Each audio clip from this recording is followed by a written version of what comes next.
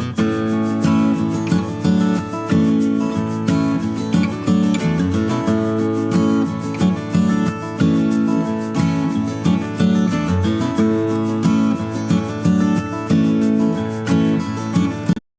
वालेकुम। आज के व्लॉग में मैं आपके साथ शेयर कर रही हूँ अपनी ईद की कुछ तैयारियाँ। तो जी यहाँ पे मैं अपने जो किचन को कर रही थी डीप क्लीन, तो मैंने सोचा आपको भी किया जाए मोटिवेट। तो वैसे तो क्लीनिंग रोज़ ही होती है काउंटर्स की, क्योंकि आप जितनी बार भी किचन में काम करते हैं ना, तो आपके काउंटर टॉप उतनी दफ़ा ही गंदे हो जाते हैं और आपको साफ़ करने पड़ते हैं। लेकिन उस वक्त आप सिर्फ आगे आगे से साफ़ कर लेते हैं। तो आज मैंने सोचा क्यों ना सब चीज़ों को उठा के काउंटर टॉप खाली करके अच्छे तरीके से उन्हें क्लीन किया जाए, और जो उस पर चीज़ें पड़ी होती हैं ना, वो भी ऑयल की वजह से थोड़ी सी ग्रीसी सी और जो है ना वो स्टिकी सी हो जाती हैं। तो मैंने सारी चीज़ों को जो है वो साफ़ किया है, और जो है ना जो जो चीज़ें धुल सकती थी उनको मैंने धो दिया। वॉश करने के बाद सबको ड्राई कर लिया। तो ये सब चीज़ें मैंने आपके साथ शेयर नहीं की, क्योंकि अगर मैं ये सब भी आपके साथ शेयर करती जो जो व्लॉग है ना वो बहुत ही लंबा हो जाता। तो बस मैं आपको जस्ट मोटिवेट करने के लिए दिखा रही हूँ कि मैंने किस तरीके से अपने जो किचन को रीऑर्गेनाइज़ किया है, और जो है ना सारा किचन किस तरीके से ना मैंने डीप क्लीन किया है। तो इस तरीके से मैंने सारे काउंटर पहले क्लीन कर लिए, फिर जो सारी चीज़ें हैं वो एक एक करके वापस उनकी जगह पे सेट की, और जो है ना थोड़ी सी एफर्ट से जो है ना आपका किचन एकदम जो है ना न्यू जैसा लगना शुरू हो जाता है। तो मैंने इस तरीके से जो थी ये लेज़ी सूज़न, ये ऑयल की वजह से ना काफ़ी गंदी हो गई थी, मतलब स्टिकी सी हो गई थी। तो मैंने इसको वॉश किया और फिर बाकी चीज़ों को दोबारा से इस पर अरेंज किया। तो देखिए अब ये कितनी जो है ना अच्छी लग रही है देखने में। और फिर बाकी जो चीज़ें थी वो भी मैंने किचन की वापस से उनकी जगह पे उनको सेट कर दिया, और कोई चीज़ भी मैंने न्यू बाई नहीं की। और जो ये आपको पता है ये स्टैंड मैंने 250 से लिया था, तो मैंने कहा अब इसको यहाँ पे रख के देखते हैं इस कॉर्नर पे। तो जब मैंने इस पे ये मसाले वाले जार रखे, तो जो ये थे ये अपनी जगह पे ना ठहर नहीं रहे थे, मतलब ये मूव हो रहे थे। तो मेरे पास एक ट्रे पड़ी थी जो कि इत्तेफाक से बिल्कुल इसके एक्यूरेट साइज़ की थी। तो मैंने ये सारे जो जार है ना वो ट्रे में रख लिए, और इस तरीके से मैंने जो है ना इस जो है स्टैंड पे इनको रख दिया। तो अब देखें अब ये जो है इस ट्रे में पड़े हुए जार कितने अच्छे लग रहे हैं और ऑर्गेनाइज भी लग रहे हैं। और जो है ना रैक, अब वो जो है ना रैक भी बहुत अच्छी लग रही है। तो इस तरीके से मैंने ये सारे जार जो हैं यहाँ पे इस पर सेट कर दिए, और इसके नीचे भी स्पेस थी, तो मैंने कहा वहाँ भी ऐसी चीज़ें रख दी जाएँ जो कि बार बार मुझे यूज़ में आती हैं। और फिर जो है साथ में मैंने जो है ना ऑयल वाला कंटेनर वो रख दिया है। और जी ये थी मेरे जो है ना काउंटर टॉप की ओवरऑल लुक। तो इस तरीके से मैंने जो है ना काउंटर टॉप को सेट कर लिया। और उसके बाद ना मेरे पास ये पड़ी थी एलईडी लाइट्स। ये एक बार मैंने टीमू से मंगवाई थी, लेकिन लगाई नहीं। उस वक्त मुझे समझ ही नहीं आया कि ये कैसे लगेगी। तो अभी मैंने इसको थोड़ा सा सोचा, तो मुझे जो है ना पता चला ये तो जस्ट टेप लगी हुई है, टेप को रिमूव करेंगे तो ये लग जाएगी। तो ये देखें मैं आपको जला के दिखाती हूँ कि आप ना इसको ऐसे जब लगाएंगे प्लग में, तो जस्ट स्विच ऑन करेंगे तो ये इस तरीके से जो लाइट है ना ये लग के ना लगेंगी। तो बस मैं आपको जो है ना 2 मिनट में जो है ना ये लाइट्स लगा के दिखाती हूँ। तो ये देखें मैंने इस तरीके से ना सारी जो लाइट है ना ये स्टिक कर दी है वॉल के साथ, और बहुत ही आसान था इनको स्टिक करना।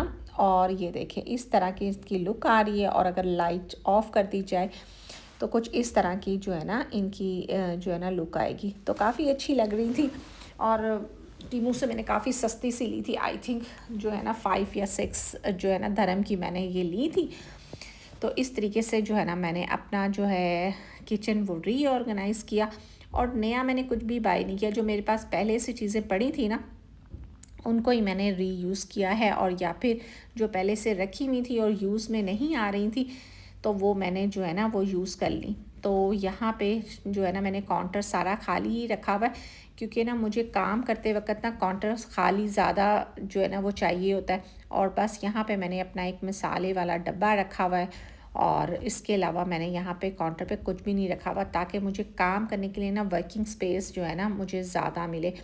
तो इसके बाद जो है नेक्स्ट जो है मैं आपको दिखाती हूँ कि यहाँ पे सिंक एरिया, और जो है ना सिंक एरिया के बाद जो है यहाँ पे मेरी दूसरी रैक पड़ी है बर्तनों वाली। वो भी मैंने बर्तन भी धो के मैंने सारे उनकी जगहों पे रख दिए हैं। और अब ये वाली रैक थोड़ी सी खाली होगी, और इसको मैं बाद में देखूँगी इसको कैसे ऑर्गेनाइज़ करना है। तो और जी यहाँ पे मैंने वॉशिंग मशीन को भी अच्छे से जो है ना वो डीप क्लीन कर लिया। इसका सारा जो है ना निकाल के अंदर से जो ये सोप डिस्पेंसर है इसको मैंने क्लीन किया। फिर जो है मैंने अंदर से जो इसका ड्रम है उसको, इसकी जो रबड़ वगैरह है उसको भी अच्छे तरीके से मैंने क्लीन किया। हर 2 महीने के बाद जो वॉशिंग मशीन में एक ड्रम क्लीनिंग का फंक्शन होता है ना, वो मैं चला देती हूँ, तो उससे जो है ना वो सारी मशीन अंदर से वॉश हो जाती है और बाहर से भी मैंने अच्छे तरीके से इसको वॉश कर लिया। तो कितनी ज़बरदस्त लग रही है अब। और बाकी इसी तरह सारे काउंटर्स को और सारे बाकी जार्स वगैरह को मैंने हर एक को उठा उठा के अच्छे तरीके से साफ़ कर लिया। और जी ये जो था ना एक वॉल हैंगिंग थी, जो मैं एक बार पाकिस्तान गई थी तो मैं वहाँ से लाई थी, लेकिन जब मैं ले आई तो मुझे लग रहा था कि ये मेरे किचन के ना थीम के साथ जा रही नहीं है। तो बस फिर मैंने इसको रख छोड़ा। तो आज मैंने सोचा कि चलो जो है ना इतनी देर से पड़ी है तो आज इसको लगा ही लेते हैं। तो यहाँ पे पहले जो मैंने लगाया हुआ था ना यहाँ पे वॉल हैंगिंग, वो टेप से मैंने लगाई थी और वो बार बार ना गिर जाती थी। तो वो मैंने जो है ना अब वो भी मैंने संभाल के रख ली, वो भी मैं अभी लगाती हूँ। तो पहले मैंने कहा ये जो है चाय और कॉफ़ी का ऑर्डर है, तो यहाँ पे ना ये वाली लगा देती हूँ।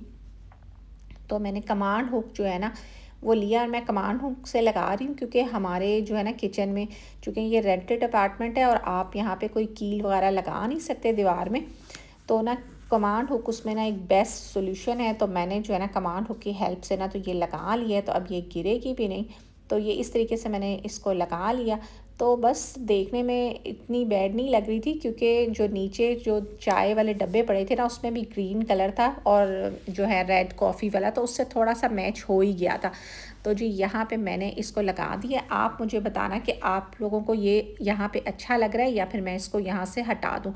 तो जो कॉफ़ी वाला पहले लगा हुआ था इधर, और वो जो है मैंने अब इस जगह पे मूव कर दिया है। और कमांड हुक को मैंने कर लिया थोड़ा सा ट्रिम, क्योंकि बहुत बड़ा लग रहा था मुझे देखने के लिए, और ये इतना वेट तो इसका है नहीं, तो मुझे पता था ये गिरेगा नहीं। तो ये इतना भी छोटा भी करके लगाएंगे तो स्टिक हो जाएगा। तो एक जो है कमांड हुक मैंने इस तरफ लगा लिया। फ्रिज के जो साथ वाली वॉल थी ना ये भी खाली थी यहाँ से, तो ये पहले मैंने जो है फ्रिज के साथ दूसरी तरफ लगाया हुआ था, तो अब मैंने इसकी जगह जो है ना शिफ्ट करके मैंने इसको इस तरफ लगा दिया। तो ये इस तरीके से जो है ना इस वॉल पे भी थोड़ी सी रौनक हो गई है। तो जी यहाँ पे मैंने ये लगाने के बाद जो है ना फ्रिज भी जो है वो क्लीन कर ली थी।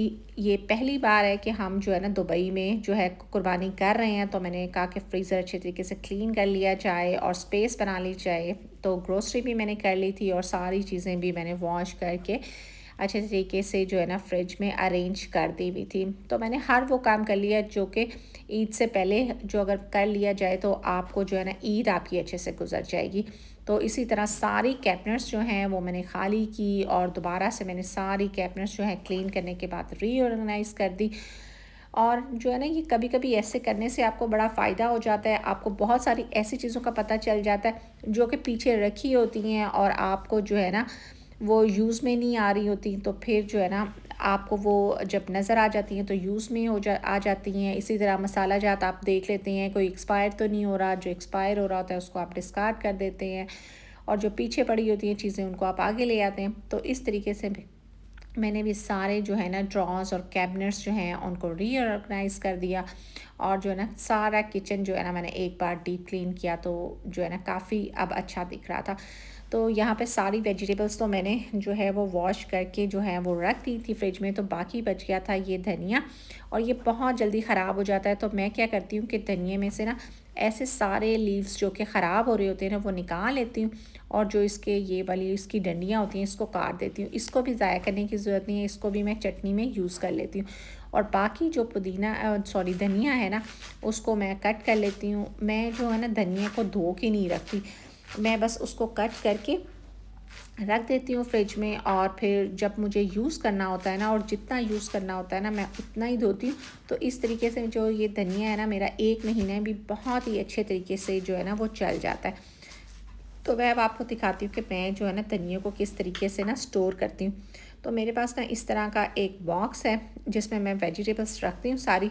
तो अब जैसे ये हरी मिर्चें हैं तो मैं क्या करती हूँ, इसकी जो डंडियाँ हैं ना इसकी कैप्स वो बस धोने के बाद इसकी वो तोड़ लेती हूँ और इसे टिश्यू पेपर में रैप करके तो मैं रख लेती हूँ। तो इसी तरह से आप जो है धनिए को भी जो कोई जो आप ले लें किचन टावल, उसमें आप जो है पहले नीचे बिछाएं उसको, उसमें धनिया रखें और फिर जो है ना उसी किचन टावल के अंदर ना आप धनिया को रैप कर दें और फिर किसी एयर टाइट बॉक्स में डाल के रख दें।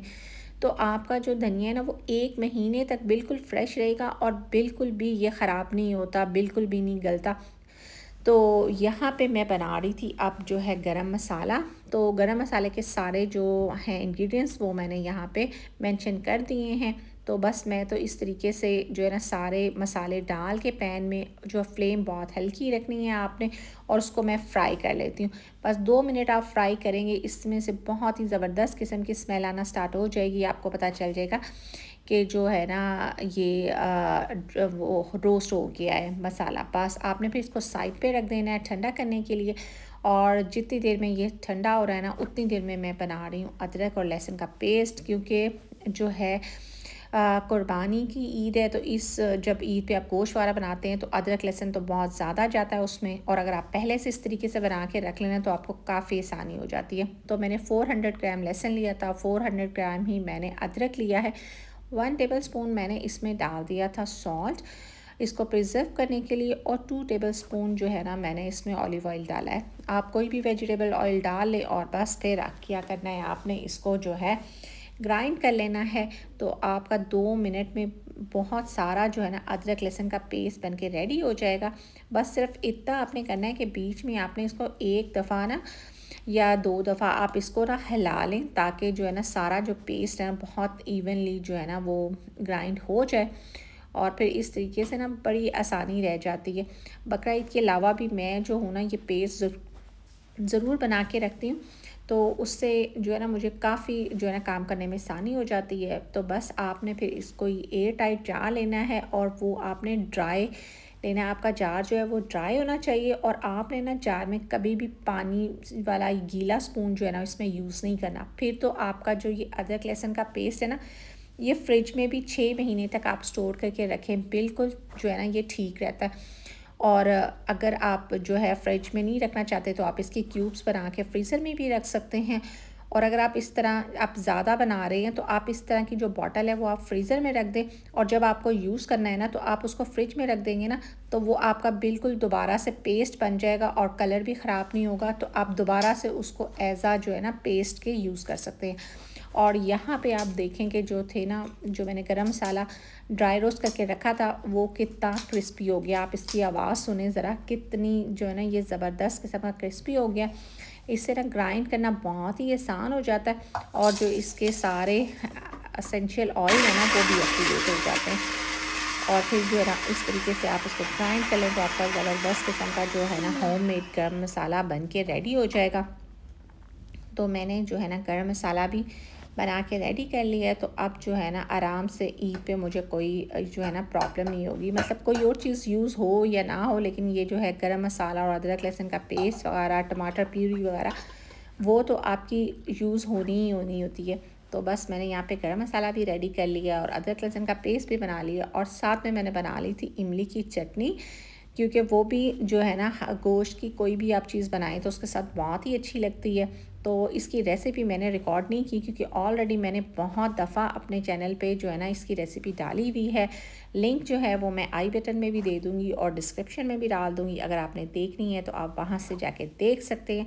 और जी ये था मेरा आज का व्लॉग, और उम्मीद है कि मेरा आज का ये व्लॉग आपको पसंद आया होगा। बस इसके साथ ही लूँगी आपसे इजाज़त, मिलेंगे नेक्स्ट व्लॉग में। तब तक के लिए अल्लाह हाफिज़।